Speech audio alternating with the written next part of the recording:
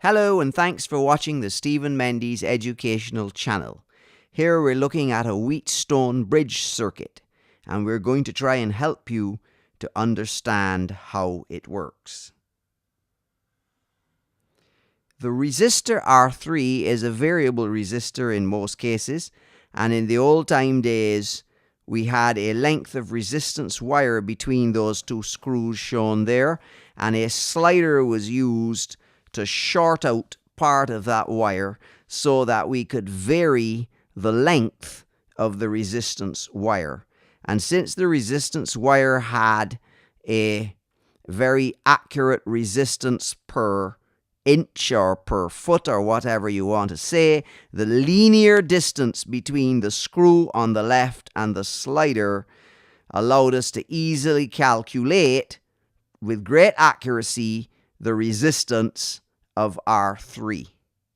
So in practice, we introduce a resistance of unknown value Rx between C and D, and we simply slide the slider, thereby varying the value of R3 until there is no voltage read on the meter, V.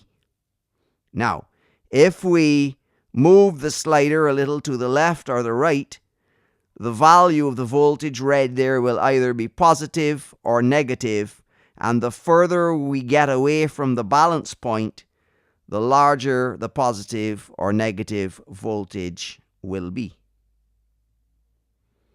When the bridge is in balance, meaning that there's no voltage on the meter, it would mean that no current would flow if we removed the voltmeter and replaced it by a piece of wire. Why does this occur? Well, this is because the voltage across R3 and the voltage across Rx are now the same. If the voltage between A and D and the voltage between C and D are identical, then both A and C will be at the same potential and no current will flow between them and no voltage will be measured between them. But this condition will only occur when the ratio of Rx to R1 and the ratio of R3 to R2 are identical.